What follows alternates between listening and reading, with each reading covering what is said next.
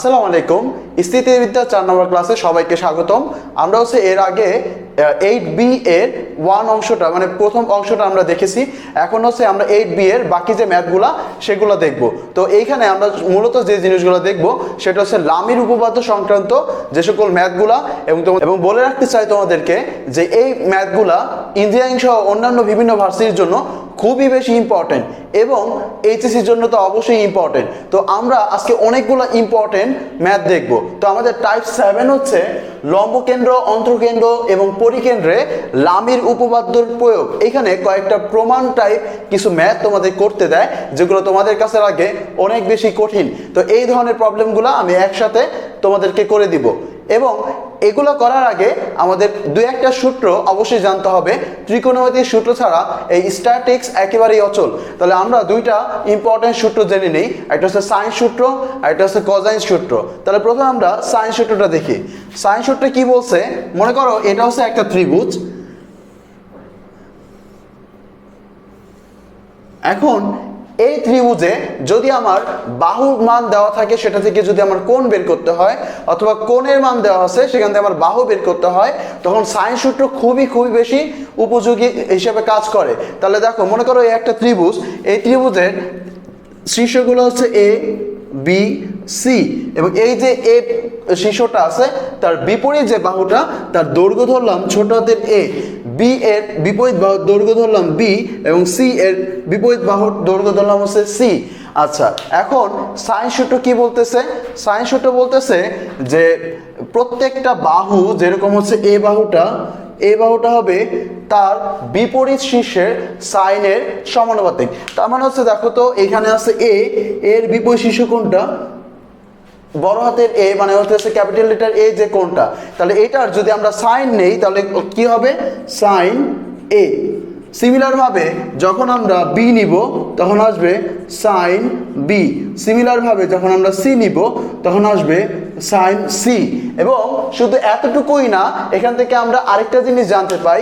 এই যে ত্রিভুজটা নিয়ে আমরা কাজ করতেছি, এই ত্রিভুজটা যেই পরিবৃত্তের ভিতরে আছে সেই পরিবৃত্তের ব্যাসার্ধ যদি আর হয় তাহলে এগুলা ইকুয়াল টু মানে এই মানগুলো সমান হবে টোয়াইস আর। তার মানে হচ্ছে বলতে চাচ্ছি যে এই যে একটা ত্রিভুজ আছে, এই ত্রিভুজে হচ্ছে মনে করো যে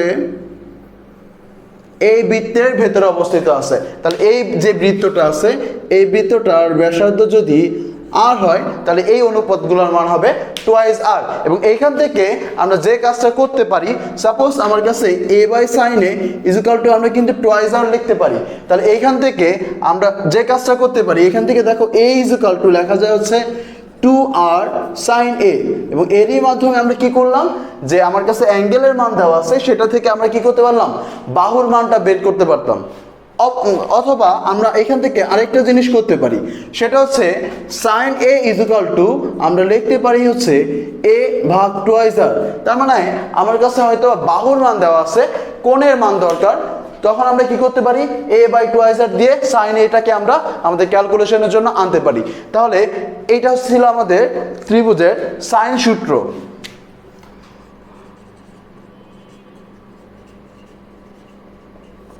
এবার আমরা দেখবো হচ্ছে ত্রিভুজের কোসাইন সূত্র এবং এই ত্রিভুজটা থেকে আমরা বলতে পারি কোসাইন সূত্র কখন আমরা ইউজ করব, যখন আমার কাছে তিনটা বাহুর দৈর্ঘ্যই দেওয়া আছে এবং কোনো একটা কোণ বের করতে হবে অথবা কোনো কিছু আমরা যখন প্রমাণ করতে হবে তখন হচ্ছে আমরা কি কোসাইন সূত্র করব।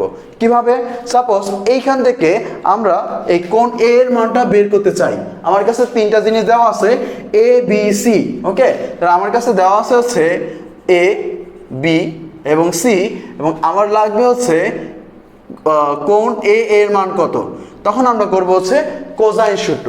তাহলে কোসাইন সূত্র অনুযায়ী কি হবে? কোসাইন সূত্র অনুযায়ী হবে যখন আমরা cos a এর মান বের করব তখন দেখো তো cos a, তার মানে হচ্ছে যে এটা বের করব। তাহলে দেখো এর বিপরীত বাহু কোনটা? ছোট হাতের এ। এই ছোট হাতের এটাকে আমরা মাইনাস দিয়ে স্কোয়ার করব, এটা হচ্ছে আমাদের প্রথম কাজ। ঠিক আছে, তাহলে আমরা প্রথম কি করলাম যে কোনটা বের করব তার বিপরীত বাহুটাকে আমরা কি করলাম, মাইনাস দিয়ে স্কয়ার করলাম। এবার কি বাকি আছে ভাইয়া দেখো তো, এবার আমরা এই এটা কি ইউজ করছি, এবার আমার বি এবং সি এই দুইটা জিনিসের ইউজ বাকি আছে। এখন এই বি আর সি এর ইউজ করব। প্রথমে আমরা বি স্কয়ার লিখবো, তারপরে সি স্কয়ার লিখবো আর নিচে দুইটা বিসি নিব। তার মানে দেখো তোমরা বুঝতে পারছো যে আমরা কিভাবে কোসাইন সূত্রটা ইউজ করতে পারি। সিমিলার ভাবে আমরা যদি এখান থেকে cos b এর মান বের করতে চাই, তখন যেহেতু এখানে আমরা b কোণটা বের করব, তার মানে হচ্ছে b কোণের যে বিপরীত বাহু আছে তার মানে হচ্ছে স্মল b, সেটাকে আমরা মাইনাসে রাখবো। তার মানে হচ্ছে এখান থেকে হবে -b² এবং বাকি কি আছে, বাকি আছে c এবং a। তার মানে হচ্ছে আমরা এখান থেকে লিখতে পারবো c² + a² এবং নিচে লিখবো 2ca। তার মানে হচ্ছে আমরা সাইন এবং কোসাইন সূত্র সিমিলার ভাবে তোমরা cos c ও বের করতে পারবা। তার মানে এইটা যেটা দেখলাম এটা ছিল কোসাইন সূত্র।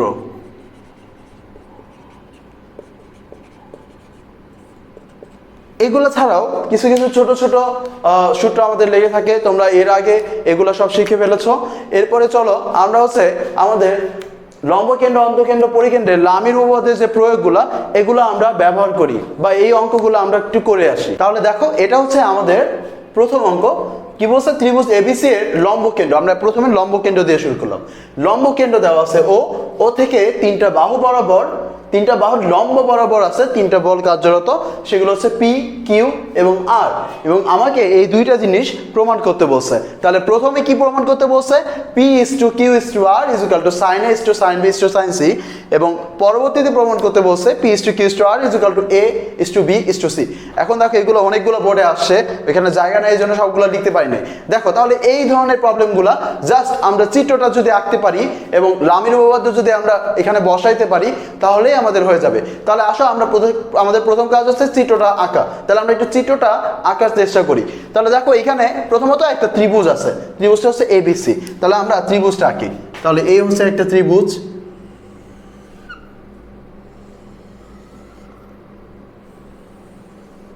আচ্ছা এখন এই যে ত্রিভুজটা আঁকলাম এটার নাম দিলাম হচ্ছে এ বি সি। তাহলে এটা হচ্ছে এ, এটা হচ্ছে বি এবং এটা হচ্ছে সি। এবং এইখানে আমরা যেহেতু কাজ করতেছি লম্বকেন্দ্র নিয়ে, তাহলে আমরা প্রত্যেকটা শীর্ষ থেকে তার বিপরীত বাহুর উপর লম্বগুলা এঁকে ফেলি। তাহলে দেখো কি হবে, প্রথমে হচ্ছে আমরা এই যে এ বিন্দু থেকে এটার উপর যদি লম্ব আঁকি তাহলে এটা আসলো এরকম। তারপর বি বিন্দু থেকে আমরা একটা লম্ব এঁকে ফেলি, তারপর সি বিন্দু থেকে আমরা একটা লম্ব এঁকে ফেলি এরকম। ওকে, তাহলে আমরা তিনটা লম্ব এঁকে ফেলছি। আচ্ছা এখন এখানে কি বলছে যে বিসি বরাবর আছে কি, এখানে প্রথমে যে বাহুটা আছে সেটা হচ্ছে কি বিসি বাহু, এবং বিসি বাহু বরাবর হচ্ছে কি আমার পি বলটা যাচ্ছে। বিসি বাহু বরাবর হচ্ছে কি পি বলটা যাচ্ছে। তার মানে আছে বিসি, সরি ওকে চিত্রটা শেষ।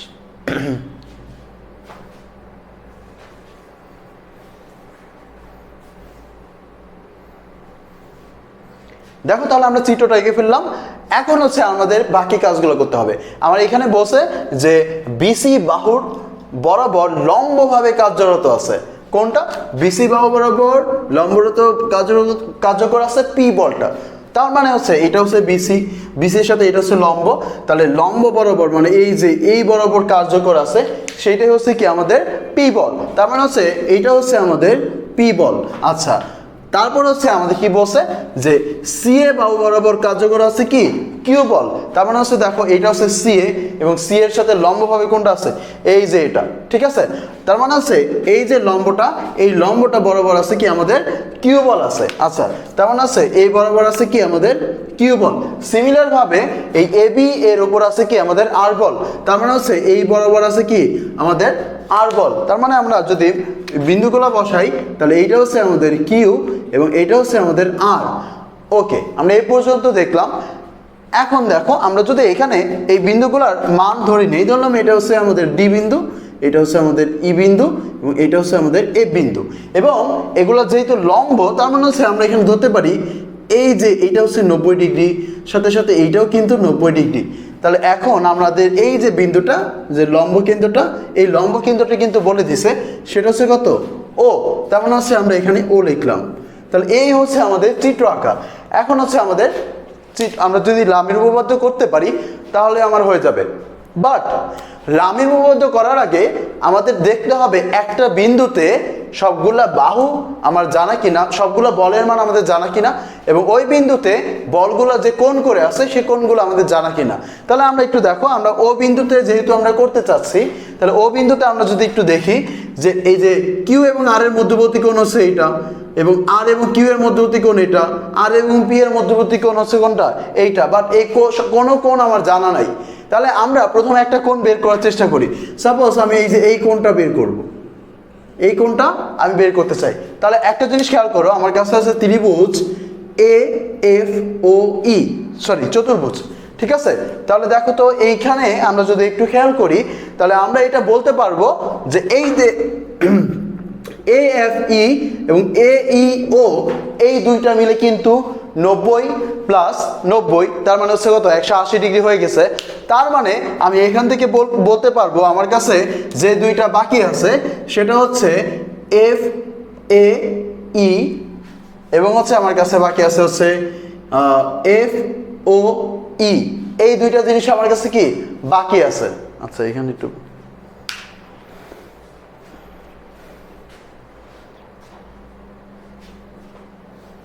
আচ্ছা, তাহলে এবার দেখো আমার কাছে কি কি বাকি আছে। আমার কাছে আছে এই যে এই কোণটা বাকি আছে এবং এই জিনিসটা বাকি আছে। তাহলে আমরা জানি একটা চতুর্ভুজের চারটা কোণের সমষ্টি যেহেতু 360 ডিগ্রি হবে, আমার কাছে অলরেডি 180 ডিগ্রি বাদ। তার মানে হচ্ছে এই যে এইটা এবং এইটা মিলে আমার কত হবে বাকি 100 ডিগ্রি, 180 ডিগ্রি। তার মানে আমরা এখান থেকে বলতে পারি যে কোণ এ প্লাস হচ্ছে কোণ এই যে কোণটা এই যে আর এবং কিউ এর মধ্যবর্তী কোণ, তার মানে হচ্ছে এফ ও ই, কোণ এফ ও ই এই দুইটা মিলে হবে 180 ডিগ্রি। এই দুইটা মিলে যদি 180 ডিগ্রি হয় তাহলে আমরা বলতে পারবো কোণ F O E is equal to 180 degree minus কোণ এ। তাহলে আমরা খুব সহজে কিন্তু এফ ও ই বা আর এবং কিউ এর মধ্যবর্তী কোণটা বের করতে পারছি। ঠিক সিমিলার ভাবে আমরা বাকিগুলোর মধ্যবর্তী কোণও বের করতে পারবো। তার মানে দেখো এইটা যদি হয় 180 ডিগ্রি মাইনাস এ, তাহলে বলো এইটা কত হবে। তার মানে তখন আমার এইটা কত হবে, তখন দেখো এইটা যদি হয় 180 ডিগ্রি মাইনাস এ, তার মানে এটা হবে 180 ডিগ্রি মাইনাস বি। তার মানে হচ্ছে আমরা বলতে পারি যে এই যে কোণটা এফ ও ডি, তার মানে হচ্ছে কোণ হচ্ছে এফ ও ডি, একইভাবে কোণ F O D is equal to হবে 180 ডিগ্রি মাইনাস কোণ বি। তার মানে হচ্ছে আমরা আর এবং পি এর মধ্যবর্তী কোণ বলতে পারলাম। সিমিলার ভাবে এই কোণটাও আমরা বের করতে পারবো। তার মানে এটা কি হবে, তাহলে এইটা হবে কোণ সি 180 ডিগ্রি মাইনাস কোণ সি। তার মানে হচ্ছে আমরা বলতে পারি এই কোণটা বলবো আমরা হচ্ছে এইভাবে কোণ ডি ও ই, কোণ ডি ও ই এটা হবে 180 ডিগ্রি মাইনাস কোণ সি। তার মানে হচ্ছে আমরা সবগুলা কোণের মান জানি। তার মানে হচ্ছে আমার কাছে যে বলগুলো আছে সেই বলগুলার সবগুলার মধ্যবর্তী কোণ হচ্ছে কি আমরা বলতে পারি। তার মানে যেহেতু আমরা বলতে পারি, তার মানে আমরা লামির উপপাদ্যটা আমরা এখন ইউজ করতে পারবো। তাহলে চলো আমরা লামির উপপাদ্যটা একটু ইউজ করি। কোন বিন্দুতে করব? ও বিন্দুতে। ওকে, তাহলে দেখো আমরা ও বিন্দুতে যদি আমরা লামির উপপাদ্য করি, লামির উপপাদ্য করি, তখন আমরা জানি লামির উপপাদ্যে কি হয় ভাইয়া।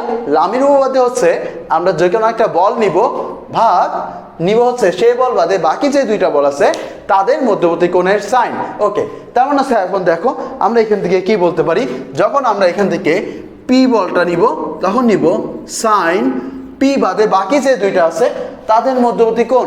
তাহলে এখন দেখো পি বাদে বাকি কি আছে, পি বাদে বাকি আছে আর এবং কিউ এর মধ্যবর্তী কোণ, এবং আর এবং কিউ এর যে মধ্যবর্তী কোণ এইটা হচ্ছে কত, কোণ এফ ও ই। তার মানে আমরা এখান থেকে লিখতে পারবো হচ্ছে কোণ F O E is equal to আমাদের পরের বল হচ্ছে কিউ বল।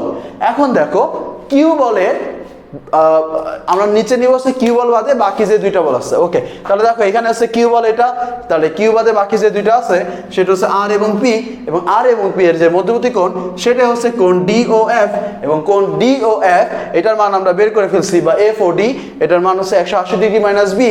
ওকে, তার মানে আমরা লিখতে পারি সাইন কোণ এফ ও ডি বা ডি ও এফ সিমিলার ভাবে আমরা লিখতে পারি R is equal to sine P এবং কিউ এর মধ্যবর্তী কোণ, পি এবং কিউ এর মধ্যবর্তী কোণ হচ্ছে কোণ ডিওই, তার মানে হচ্ছে কোণ ডিওই। তাহলে আমরা লাম্বির উপপাদ্য সাকসেসফুলি ইউজ করে ফেললাম। এখন হচ্ছে আমাদের জাস্ট ছোটখাটো কিছু ক্যালকুলেশন, এগুলো ক্যালকুলেশন করতে পারলেই আমাদের হয়ে যাবে। ওকে দেখো, তার মানে আমরা এখন এখান থেকে লিখতে পারি পি ভাগ সাইন, এখন দেখো কোণ এফ ও ই আমরা আগে থেকে বের করে রাখছি 180 ডিগ্রি মাইনাস কোণ এ, তার মানে সেটা হবে 180 ডিগ্রি মাইনাস কোণ এ।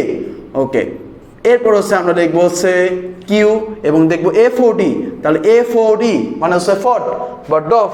দেখো ফট এর মান কত হয় 180 ডিগ্রি মাইনাস কোণ বি, তার মানে হচ্ছে 180 ডিগ্রি মাইনাস কোণ বি।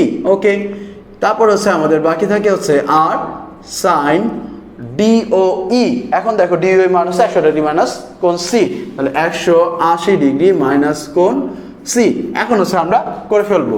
এখন দেখো সাইন 180 ডিগ্রি মাইনাস, ওকে, তারপরে আমরা যদি একটু কোয়াড্রেন্টের হিসাব করি তাহলে সাইন 180 ডিগ্রি, প্রথমে 180 ডিগ্রি যাও, তারপরে আবার মাইনাস, তার মানে আগের ঘরে চলে যাও।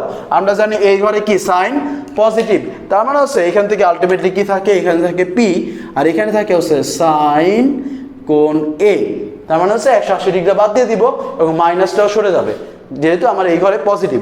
সিমিলার ভাবে আমরা এখান থেকে লিখবো কিউ ভাগ হচ্ছে সাইন বি, সিমিলার ভাবে আমরা এখানে লিখবো সাইন সি, তার মানে হচ্ছে আমাদের 1 নম্বর প্রশ্নের প্রমাণ হয়ে গেল। জাস্ট চিত্রটা যদি আমরা আঁকতে পারি তাহলে এই ধরনের কোশ্চেনগুলো খুবই ইজি এবং এগুলো ইঞ্জিনিয়ারিং এর জন্য খুবই ইম্পর্টেন্ট। তার মানে দেখো এখন আমরা এখান থেকে বলতে পারি সুতরাং P is to Q is to R উপরেগুলো নিলাম, এবার নিচেগুলো নিব sine A is to sine B is to sine C, তাহলে আমরা খুব সহজেই বের করে ফেললাম। এখন দেখো, এখন আমরা হচ্ছে 1 নম্বরটা প্রমাণ করলাম, এখন হচ্ছে আমরা দ্বিতীয় প্রমাণটা করব। তো দ্বিতীয় প্রমাণটা করার জন্য আমাদের যেটা করতে হবে সেটা হচ্ছে সাইন সূত্রের ইউজ, এবং সাইন সূত্রের ব্যবহার কিন্তু আমরা অবশ্যই করতে পারি, প্রথমে আমরা তা দেখে নিছি। ওকে, আর এখন দেখো আমরা একটু সাইন সূত্রের ব্যবহারটা করি। দেখো আমরা এইটার ভিতর থেকে যে সাইন সূত্র যেটা পাইছিলাম সেটা ছিল এইরকম, এ ভাগ হচ্ছে sine A is equal to B ভাগ sine B is equal to C ভাগ সাইন সি।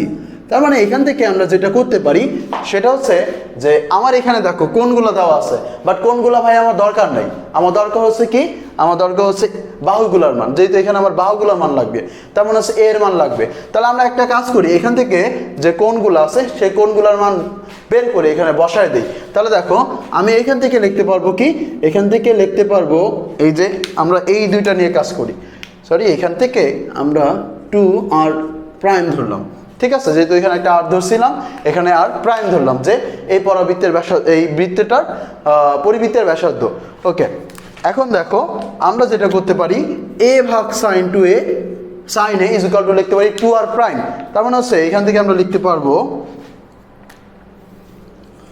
এ ভাগ sine A is equal to 2r prime, তার মানে এখান থেকে লেখা যায় sine A is equal to 2r sorry A ভাগ হচ্ছে 2r প্রাইম। তাহলে এখন দেখো এই মানটা যদি আমরা বসায় দিতে পারি তাহলে কিন্তু আমাদের হয়ে যাচ্ছে। দেখো আমরা মানটা বসায় দিই, এই যে এইখানে আমরা যদি দেখাই P is to Q is to R is equal to sine A, sine A এর পরিবর্তে আমরা কি লিখবো ভাইয়া, এ বাই 2r, তার মানে হচ্ছে এখান থেকে লিখবো এ ভাগ হচ্ছে 2r প্রাইম ইজ টু, দেখো sine A is equal to যদি হয় a বাই 2r তাহলে sine B is equal to হবে b by 2r, sine C is equal to হবে c বাই 2r, তার মানে হচ্ছে এখান থেকে আমরা লিখতে পারবো b ভাগ 2r, এখান থেকে আমরা লিখতে পারবো c ভাগ 2r। এখন দেখো সবগুলা 2r যদি কাটাকাটি চলে যায় তখন আমার কি থাকবে, দেখো তো সবগুলা 2r যদি আমি কাটাকাটি করে দিই তাহলে p is to Q is to r is equal to থাকবে a is to b is to c। তার মানে হচ্ছে আমাকে যে দুইটা প্রমাণ করতে বলছিল দুইটা প্রমাণ বোর্ডের মাত্র এই কয়টুক এতটুক জায়গার ভিতরে কিন্তু হয়ে গেল। তার মানে এটা হচ্ছে আমাদের 1 নম্বর প্রমাণ এবং এটা হচ্ছে আমাদের 2 নম্বর প্রমাণ, এখানে আমাদের এগুলা কাটা গেছিল।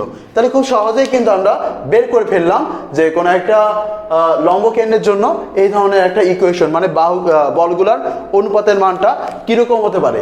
সিমিলারভাবে আমরা বাকি দুইটা অঙ্ক করতে পারি। চলো আমরা একটু দেখে নিই। দেখো তাহলে এবার হচ্ছে আমরা দেখবো আমাদের স্থিতিবিদ্যার কোশ্চেন নং 32।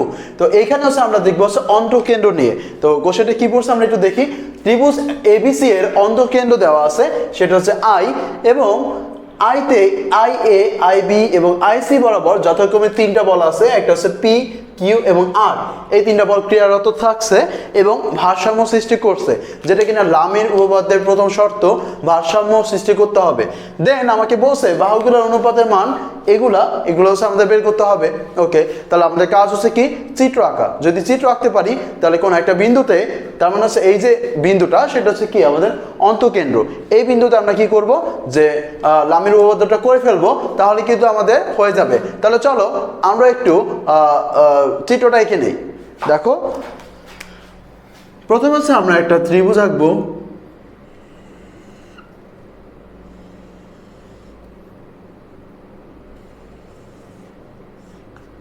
ধরে নিলাম এই ত্রিভুজটা হচ্ছে ত্রিভুজ এ বি এবং সি, এবং এই ত্রিভুজের ভেতরে যদি একটা বৃত্ত আঁকি তাহলে সেই বৃত্তের কেন্দ্র অর্থাৎ অন্তঃকেন্দ্র হচ্ছে এই বিন্দুতে আছে।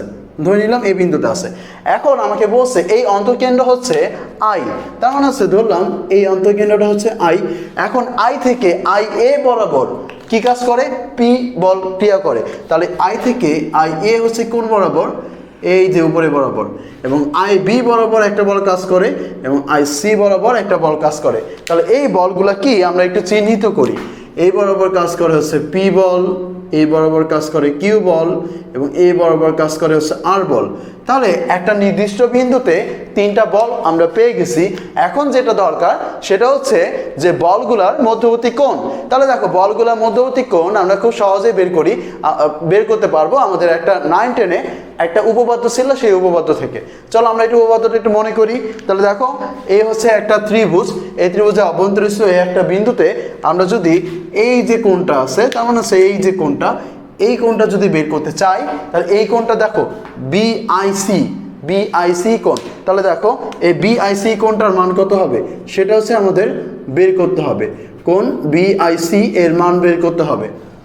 এখন একটা জিনিস দেখো, আমরা জানি অন্তঃকেন্দ্র যখন আমরা বের করি, কিভাবে বের করি, এই যে কোণগুলো আছে এই কোণগুলোকে সমান দুই ভাগে ভাগ করে যায়। যে সকল রেখা তারা যে বিন্দুতে ছেদ করে সেটাই কিন্তু অন্তঃকেন্দ্র। তার মানে হচ্ছে এই যে রেখাটা, এটা কিন্তু এই যে কোণটা, এই পুরো কোণটাকে দুই ভাগ করে গেছে। সিমিলারভাবে এই কোণটাকেও কিন্তু দুই ভাগ করে গেছে। সিমিলারভাবে এই কোণটাকেও কিন্তু দুই ভাগ করে গেছে। মানে দেখো এটা হচ্ছে এই কোণটাকে দুই ভাগ করে যদি যায় তাহলে আমরা এখান থেকে বলতে পারি আই বি সি হচ্ছে কোণ বি এর অর্ধেক। তার মানে এখন দেখো আমরা একটু এই ত্রিভুজটা নিয়ে কাজ করি। ত্রিভুজ বিআইসি নিয়ে আমরা কাজ করি। আমরা জানি 3 কোণের সমষ্টি 180 ডিগ্রি। ওকে, তাহলে আমরা এখান থেকে লিখতে পাই বিআইসি প্লাস কোণ আইবিসি প্লাস আইসিবি, তিনটার মান হচ্ছে 180 ডিগ্রি। ওকে, 180 ডিগ্রি হইলো। এখন আমার কোনটা দরকার, আমার দরকার এইটা। তাহলে এইটা বাদে বাকি যে দুইটা আছে সেই দুইটাকে আমরা কি করব, অন্য পাশে নিয়ে নিব। তবে একটা জিনিস আমরা এখান থেকে খেয়াল করতে পারছি অলরেডি, সেটা হচ্ছে এই আইবিসিটা হচ্ছে কোণ বি এর অর্ধেক। তাহলে দেখো আইবিসি যদি কোণ বি এর অর্ধেক হয় তাহলে আমরা এত বড় কিছু না লিখে আমরা হাফ অফ বি লিখে দিই। তার মানে সেটা পরিবর্তে লিখতে পারবো হাফ অফ কোণ বি। সিমিলারভাবে আইসিবি হচ্ছে কোণ সি এর অর্ধেক, তার মানে হাফ অফ কোণ সি ইকুয়াল টু হচ্ছে 180 ডিগ্রি। ওকে, এখন কি করব, এখন এই দুইটাকে ওই পাশে নিয়ে নিই। তাহলে দেখো আমার থাকে কোণ বিআইসি আর ওই পাশে থাকে 180 ডিগ্রি মাইনাস, দেখো এই দুইটা জিনিস থেকে হাফটা কমন নিয়ে নিলাম। আচ্ছা, আর এইখানে থাকে কোণ বি এবং কোণ সি। এখন একটা জিনিস দেখো, এই ছোট ত্রিভুজটার ভেতর যেরকম 3 কোণের সমষ্টি 180 ডিগ্রি, এই সম্পূর্ণ ত্রিভুজটার ভেতরেও কিন্তু 3 কোণের সমষ্টি 180 ডিগ্রি। তার মানে হচ্ছে দেখো এই বি এবং সি এই দুইটার যোগফলের মান হবে 180 ডিগ্রি থেকে। যদি আমি এইটা বাদ দিয়ে দিই তার মানে হচ্ছে আমরা এখান থেকে আরেকটা লাইন করতে পারি, সেটা হচ্ছে 180 ডিগ্রি মাইনাস হাফ, এবং বি প্লাস সি এর পরিবর্তে লিখতে পারি 180 ডিগ্রি মাইনাস এ। কারণ হচ্ছে কি, কারণ হচ্ছে a plus B plus C is equal to 180 degree, এটাকে আমরা ওই পাশে নিয়ে নিলাম, 180 ডিগ্রি মাইনাস এ আসলো। ওকে, এখন দেখো, এখন আমরা যেটা করতে পারি এখান থেকে একটু সহজ করে দিই। এখানে আছে 180 ডিগ্রি, এখান থেকে বাদ দিব 90 ডিগ্রি, মাইনাসে মাইনাসে হবে প্লাস হাফ অফ এ, তার মানে হচ্ছে কোণ BIC is equal to 90 degree plus half of কোণ এ। তাহলে এইটা ছিল আমাদের 90 এর একটা উপপাদ্য, এক্সট্রা উপপাদ্য হিসেবে ছিল যে 90 ডিগ্রি প্লাস কোণ ত্রিভুজ B O C is equal to 90 degree plus half of কোণ এ, এরকম একটা ত্রিভুজ তোমাদের ছিল। আচ্ছা ওকে, তাহলে দেখো বিআইসি এর মান যদি আমরা বের করতে পারি, তাহলে দেখো তো আমরা কি এই দুইটার মানও কি বের করতে পারবো না? এই দুইটার মানও কি বের করতে পারবো না? হ্যাঁ অবশ্যই পারবো। কিভাবে দেখো তো, বিআইসি যদি 90 ডিগ্রি প্লাস হাফ অফ কোণ এ হয়, তখন এআইসি হবে 90 ডিগ্রি প্লাস হাফ অফ কোণ বি। সিমিলারভাবে এআইবি হবে 90 ডিগ্রি প্লাস হাফ অফ কোণ সি। তার মানে হচ্ছে যে কোণটা তার উপরের শীর্ষটা কিন্তু তুমি নিতেছো, ঠিক আছে? তাহলে কিন্তু আমার হয়ে যাইতেছে। তাহলে এখান থেকে আমরা আর কি কি লিখতে পারি? এখান থেকে আমরা আরো দুইটা জিনিস লিখতে পারি, সেটা হচ্ছে বিআইসি লিখেছি, আমরা বিআইসি লিখেছি, এখন লাগবে হচ্ছে আমাদের এআইবি লাগবে এবং এআইসি লাগবে। আচ্ছা, এআইসি ইজ ইকুয়াল টু আমরা লিখতে পারবো 90 degree plus half of AIC, half of কোণ বি। সিমিলারভাবে আমরা লিখতে পারবো হচ্ছে AIB is equal to 90 degree plus half of কোণ সি।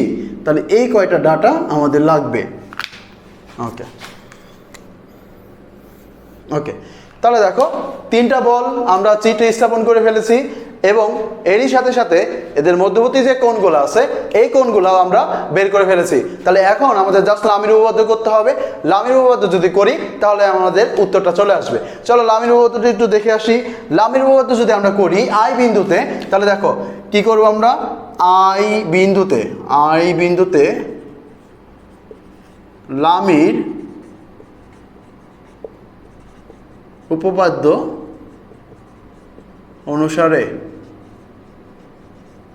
ওকে, তাহলে দেখো আমরা যদি এখন লামির উপপাদ্য করি তাহলে যেটা হবে সেটা হচ্ছে আমরা প্রথমে পি বল নিলাম হচ্ছে পি বল, ভাগ দিব হচ্ছে সাইন পি বাদে বাকি যে দুইটা আছে তাদের মধ্যবর্তী কোণ। তাহলে দেখো পি বাদে বাকি কি আছে কিউ এবং আর, এদের মধ্যবর্তী কোণ কত? বিআইসি। তার মানে আমরা লিখে দিলাম কোণ BIC is equal to Q ভাগ সাইন কিউ বাদে বাকি যারা আছে, এই দুইটার মধ্যবর্তী কোণ কত? মধ্যবর্তী কোণ হবে এআইসি। তার মানে হচ্ছে কোণ এআইসি। সিমিলারভাবে আর নিলাম, তাহলে হবে সাইন আর বাদে কি আছে? পি এবং কিউ আছে, পি এবং কিউ এর মধ্যবর্তী কোণ কত? এআইবি। তার মানে হচ্ছে কোণ এআইবি।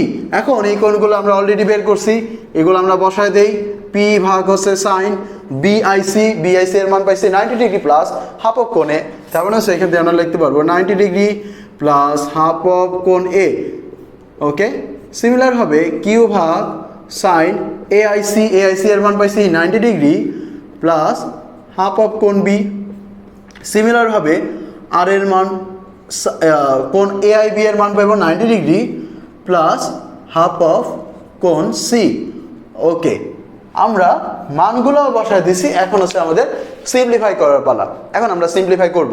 এখন দেখো আমরা জানি যখন 90 ডিগ্রি থাকে বা 90 ডিগ্রির গণিতক থাকে, বিজোড় গণিতক থাকে, তখন হচ্ছে আমরা কি করে ফেলি, সাইনটা কস হয়ে যায়। তার মানে হচ্ছে এখান থেকে আমরা যেটা করব, পি ভাগ সাইনটা হয়ে যাবে কস এবং এখানে দেখো a/2 আছে, হ্যাঁ, এবং এখানে প্লাস আছে। তো কোয়াড্রেন্টের হিসাব যদি আমরা করি তাহলে 90 ডিগ্রি সরছি, 90 ডিগ্রি সরার পরে আবার একটা যোগ হয়েছে, যোগ হলে কোথায় চলে যাবে? সেকেন্ড ঘরে আমরা কি জানি? Sine positive. তার মানে হচ্ছে এখানে আর যে কোনো নেগেটিভিটি আসতেছে না। তার মানে এখান থেকে আমরা লিখতে পারি a/2। সিমিলারভাবে এখান থেকে আমরা লিখতে পারি cos b/2। সিমিলারভাবে এখান থেকে আমরা লিখতে পারি cos c/2। তার মানে হচ্ছে যদি আমরা p/q/r লিখি, p/q/r লিখি, তাহলে হবে cos a/2 cos b/2 cos c/2। তাহলে দেখো আমাদের প্রমাণটা হয়ে গেল। তার মানে হচ্ছে আমরা এখান থেকে বলতে পারি এটা হচ্ছে আমাদের অ্যান্সার। তাহলে জাস্ট আমাদের কি করতে হবে, জাস্ট আমরা যে চিত্রগুলো আঁকতে পারি, একটা নির্দিষ্ট একটা বিন্দুকে বের করতে হবে, তারপর হচ্ছে করতে হবে বলগুলা, এবং যেটা বের করতে হবে সর্বশেষ সেটা হচ্ছে বলগুলোর মধ্যবর্তী কোণ। তাহলে আমরা লামির উপপাদ্যটা খুব সহজেই অ্যাপ্লাই করতে পারবো। ওকে, তারপরে আমরা আমাদের সর্বশেষ প্রশ্ন, সেটা হচ্ছে পরিকেন্দ্রে। পরিকেন্দ্রে আমরা একটু লামির উপপাদ্যটা প্রয়োগ করে নিই। তাহলে আমরা চলে আসলাম আমাদের কোশ্চেন 33-তে। এখন দেখো এটা হচ্ছে আমাদের দিছে হচ্ছে পরিকেন্দ্র নিয়ে। ভাইয়া এটা মাত্র একটা বোর্ডে আসছে, এটা কেন করাচ্ছেন? এটাই হচ্ছে তোমাদের অ্যাডমিশন টেস্টে আসবে। দেখো এটা হচ্ছে সবচেয়ে বেশি ইম্পর্টেন্ট।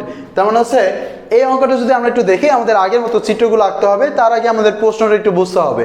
তাহলে দেখো কি বলছে, ত্রিভুজ ABC এর পরিকেন্দ্র দেওয়া আছে, সেটা হচ্ছে O, এবং O থেকে OA, OB এবং OC বরাবর তিনটা বল আছে PQR, যারা কিনা সাম্যাবস্থা সৃষ্টি করছে। তাহলে আমার বলগুলোর অনুপাতের মান এইটা, অথবা বলগুলোর অনুপাতের মান এইটা, এগুলো আমার কি বের করতে হবে। এখন তোমরা অবশ্যই যারা বুদ্ধিমান তারা বুঝতে পেরেছো যে এখানে যেহেতু b² + c² - a² আছে, তার মানে এখানে একটা কোসাইন সূত্রের একটা ব্যাপার আছে। তার মানে হচ্ছে এখন আমাদের এই সাইন সূত্র, কোসাইন সূত্র এগুলো কিন্তু এটা ইউজ করতে হবে। তাহলে চলো আমরা এটা চিত্রটা আঁকি কথা না বলে। দেখো তাহলে আমার এখানে একটা ত্রিভুজ আছে, তার মানে আমরা একটা ত্রিভুজ এঁকে নিলাম। এ হচ্ছে আমাদের একটা ত্রিভুজ।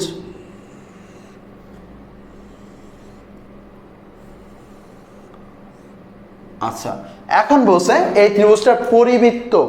পরিবৃত্ত মানে কি ভাইয়া? পরিবৃত্ত মানে হচ্ছে এই ত্রিভুজটার বাইরে যে বৃত্তটা আছে।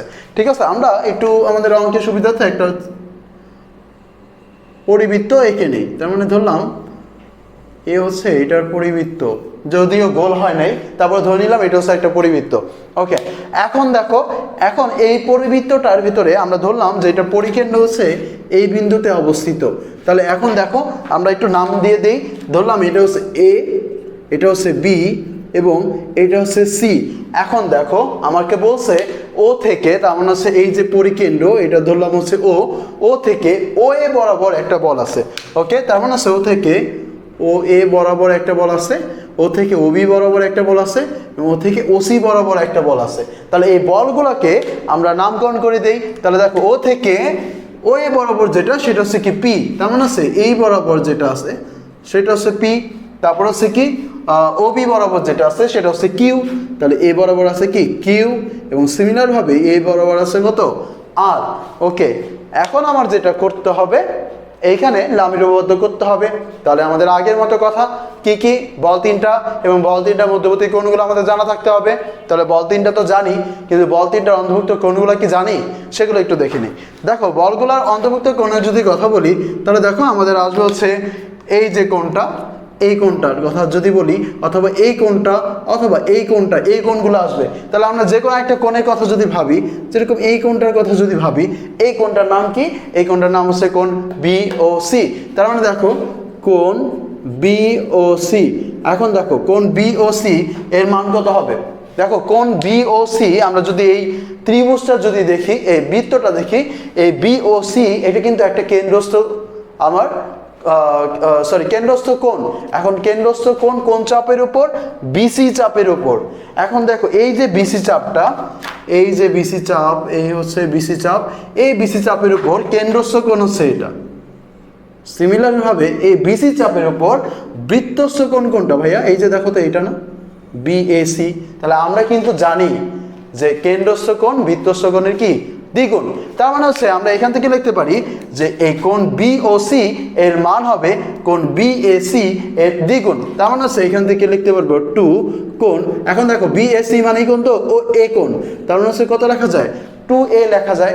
সিমিলার ভাবে BOC যদি 2A হয়, সিমিলার ভাবে AOB কি হবে ভাইয়া? AOB হবে এই যে ACB এর দ্বিগুণ। তার মানে হচ্ছে কোণ AOB এটা হবে 2 কোণ C। সিমিলার হবে AOC কোণ AOC হবে ABC এর দ্বিগুণ। তার মানে হচ্ছে 2 কোণ B। তার মানে হচ্ছে আমরা কিন্তু বের করতে পেরেছি মানগুলা। তাহলে এখন দেখো, তাহলে এখন আমরা আমাদের লামির উপপাদ্যটা প্রয়োগ করে ফেলি। তাহলে লামির উপপাদ্যে কি বলছে? প্রথমে হচ্ছে আমরা যে বলটা নিব কোন বিন্দুতে করতেছি? ও বিন্দুতে। তাহলে দেখো ও বিন্দুতে আমরা যদি লামির উপপাদ্যটা করে ফেলি অনুসারে, তাহলে কি আসে দেখো। তাহলে প্রথমে আমরা যে বলটা নিব সেটা হচ্ছে পি বল, এবং নিচে নিব হচ্ছে পি বাদে বাকি যে দুইটা আছে সেই দুইটা। তার মানে হচ্ছে পি বাদে বাকি কি আছে, পি বাদে আছে বাকি আছে কিউ এবং আর। কিউ এবং আর এর মধ্যবর্তী কোণ কত, বি ও সি। তার মানে হচ্ছে এখানে নিব আমরা কোণ বি ও সি। ওকে, তারপরে দেখো, তারপর হচ্ছে আমরা কি নিব, তারপর হচ্ছে আমরা কিউ নিলাম, এবং কিউ বাদে বাকি কি আছে, পি এবং আর আছে। পি এবং আর এর মধ্যবর্তী কোণ কত, এ ও সি।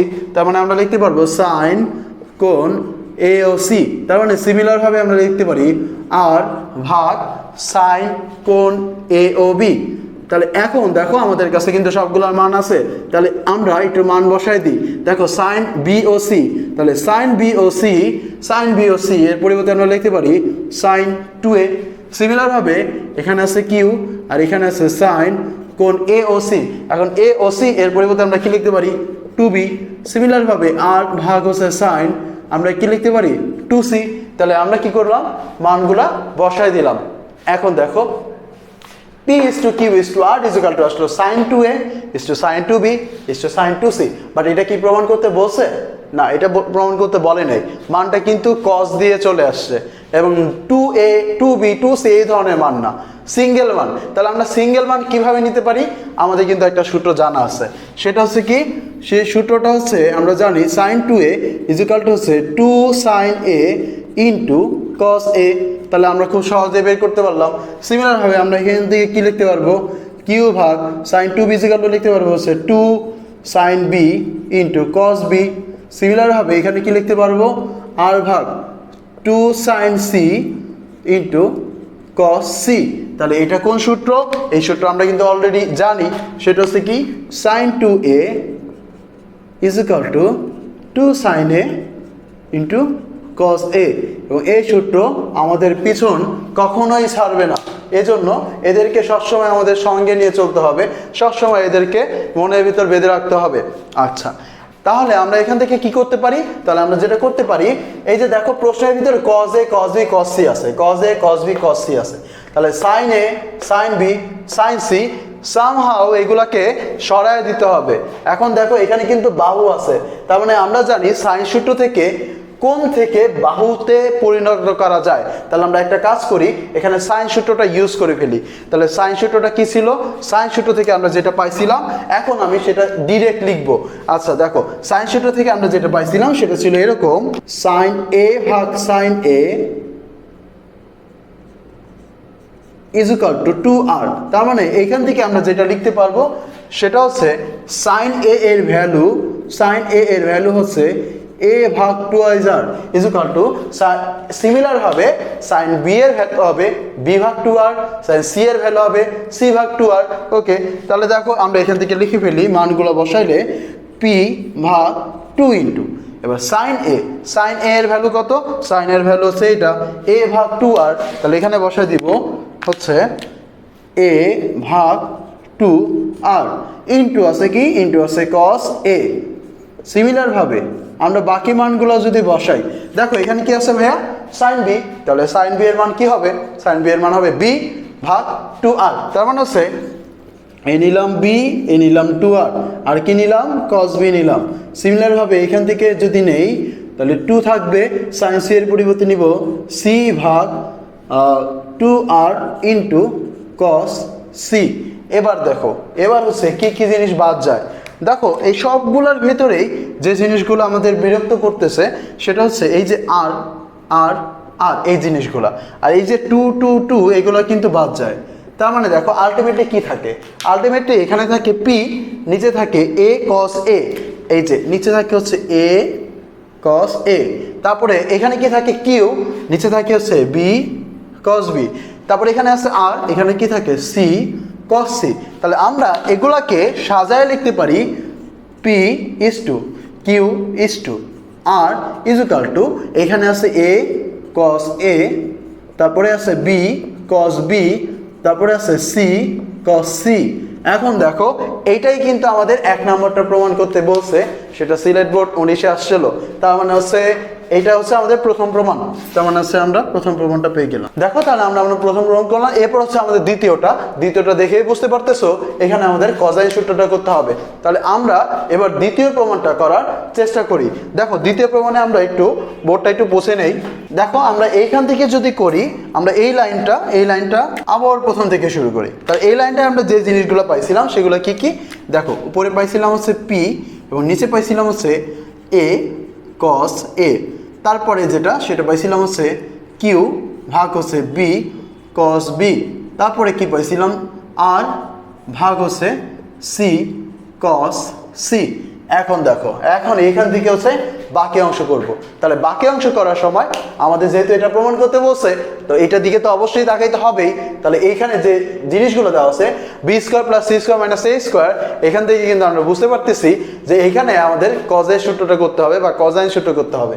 তাহলে আমরা কজাইন সূত্র কিভাবে করব, এই যে অ্যাঙ্গেলটাকে বাদ দিব, ঠিক আছে। তাহলে আমরা কিন্তু অলরেডি জানি কজাইন সূত্রটা। তো কজাইন সূত্রটা কি, যখন আমরা কজ এ এর মান বের করব তখন হচ্ছে এই যে এটাকে শেষে লিখবো মাইনাসে, তারপর হচ্ছে কি লিখবো, তারপর লিখবো হচ্ছে B square plus C square, নিচে আবার 2 ইন্টু বি ইন্টু সি। আচ্ছা তাহলে আমরা একটু অ্যাপ্লাই করে ফেলি। তাহলে আমরা যদি অ্যাপ্লাই করি তাহলে কি আসে দেখো, এখানে আছে পি, এখানে এ এবং কস এ, এটার মান পরিবর্তে আমরা লিখবো ওই পুরোটা।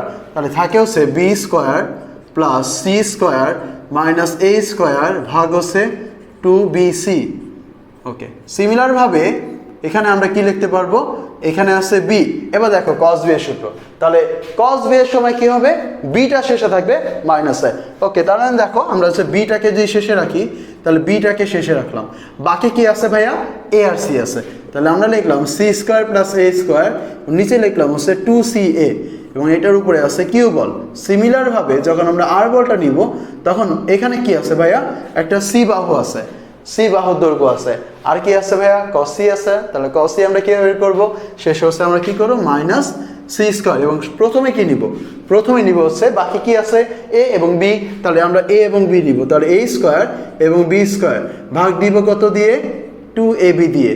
ওকে, এবার আমরা একটু দেখি যে আমাদের যে প্রমাণ, সে প্রমাণ করার জন্য কি কি প্রয়োজন। আর দেখো এখানে আমাদের দরকার ছিল B square plus C square A square. দেখো B square plus C square plus A square আমরা পেয়ে গেছি। আচ্ছা ওকে, এখন দেখো এইখানে এটার সাথে একটা এ স্কোয়ার আছে আর এইখানে আছে কি এ, তার মানে আমার কিন্তু আরেকটা এ দরকার আছে। আর এইখানে কি আছে, বিসি আছে, যেটা আমার দরকার নাই, ঠিক আছে। তাহলে আমরা যেটা করতে পারি সেটা হচ্ছে এইখানে আমার একটা এ গুণ করতে হবে আর এইখানে যে বিসিটা আছে এই বিসিটা দিয়ে ভাগ দিতে হবে। তো আলটিমেটলি আমরা এখানে যেটা করতে পারি সেটা হচ্ছে এইখানে যদি একটা এবিসি দিয়ে ভাগ দিয়ে দিই তাহলে দেখো হয় নাকি, দেখো এখানে যদি এ দিয়ে ভাগ দেই তাহলে এখানে কিন্তু এ এবং এটা গুণ হয়ে যায়, তখন এ স্কোয়ার হয়ে যায়। আর এইখানে এই বিসি আর এই বিসিটা কাটাকাটি চলে যায়। এখন একটা জিনিস দেখি, এই যে কাজটা করলাম এটা কি বাকিদের ক্ষেত্রেও খাটে নাকি। দেখো এই যে এখানে যদি একটা এ বিসি দিয়ে ভাগ দিয়ে দেই তাহলে কি ঘটনা ঘটলো, দেখো এখানে যে ঘটনা ঘটলো সেটা হচ্ছে এই যে এইখানে বি আর এ বি মিলে হয়ে গেল বি স্কোয়ার, আর এই যে এসি, এই এসি কিন্তু কাটাকাটি চলে গেল, যেটা আমাদের জন্য কি সুবিধা হলো। সিমিলারভাবে এইখানেও যদি দেখি, এইখানে হচ্ছে আমার কত এ স্কোয়ার প্লাস বি স্কোয়ার। আচ্ছা ওকে,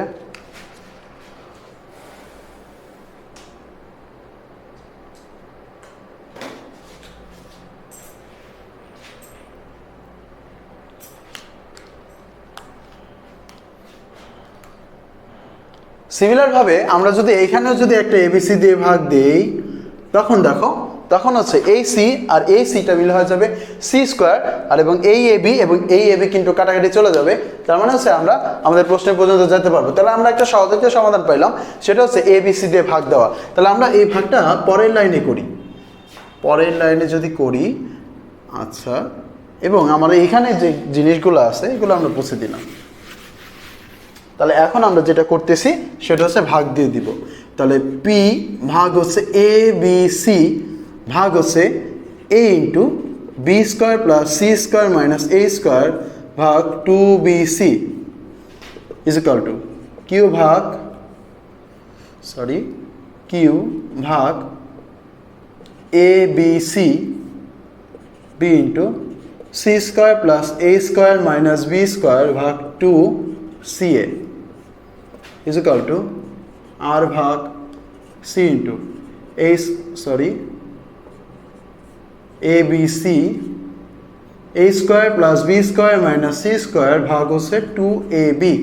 দেখো আমরা হচ্ছে যে কাজটা করলাম সেটা হচ্ছে তিনটা পক্ষেই এবিসি দিয়ে ভাগ দিয়ে দিয়েছি। এখন তিনটা পক্ষে এবিসি দিয়ে ভাগ দিছি, এখন দেখো তো কি কাটাকাটি চলে যায়। দেখো এই যে এইখানের বিসি এবং এইখানের বিসি কিন্তু কাটাকাটি চলে যায়, এইখানের সিএ কিন্তু কাটাকাটি চলে যায়, এইখানের এবি কিন্তু কাটাকাটি চলে যায়, এবং সাথে সাথে এই তিনটা জায়গা থেকেই 2 এবং 2 কাটাকাটি চলে যায়। আলটিমেটলি কি থাকে? আলটিমেটলি যেটা থাকে সেটা হচ্ছে এখানে থাকে একটা পি, এবং দেখো এইটা যখন নিচে আসবে তখন এটার সাথে এ স্কোয়ার হয়ে যাবে, এবং এইখানে থাকে B square plus C square minus A square. সিমিলারভাবে কিউ এইখানে থাকে বি, এবং এই যে বিটা আছে মিলে হয়ে যাবে বি স্কোয়ার, তাহলে এই হলো বি স্কোয়ার, আর এখানে থাকবে C square plus A square minus B square. তারপরে এখানে আছে আর, এবং নিচে এই সি আর এবং এই সি মিলে হবে সি স্কোয়ার। তাহলে দেখো এখান থেকে হবে কি A square plus B square minus C square. তাহলে আলটিমেটলি আমরা তিনটা জিনিস পেয়ে গেলাম। এখন দেখো তো তিনটা নিচে যে জিনিসগুলো আছে এগুলো কি আমাদের প্রশ্নে দেওয়া আছে? তার মানে হচ্ছে আমরা অ্যান্সারটা পেয়ে গেছি আমাদের, তাহলে কাঙ্ক্ষিত জিনিস পেয়ে গেছি। তাহলে আমরা এখন অ্যান্সারটা লিখে দিই। তাহলে আমরা এখান থেকে সরাসরি যদি অ্যান্সার লিখি তাহলে P is to Q is to R is equal to A into B square plus C square minus A square is to B square into C square plus A square minus B square is to C square into A square plus B square minus C square.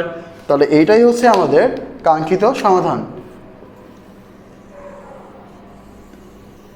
তাহলে এরকম করে লম্বকেন্দ্র, পরিকেন্দ্র এবং অন্তঃকেন্দ্র এই ধরনের যে ত্রিভুজের অভ্যন্তরের বিন্দুগুলো আছে এগুলোর জন্য আমাদের কি করতে পারে যে লামির উপপাদ্য প্রয়োগ সম্বলিত বলগুলোর অনুপাতের মান বিভিন্নভাবে বের করতে দিতে পারে। তাহলে এগুলো কিন্তু আমাদের খুব ভালোভাবে অনুশীলন করতে হবে। তাহলে এই ছিল আমাদের টাইপ 7। এখন আমরা চলে যাব টাইপ 8-এ, যেখানে আমরা অনেকগুলো গুরুত্বপূর্ণ প্র্যাকটিক্যাল প্রবলেম দেখব। ধন্যবাদ সবাইকে।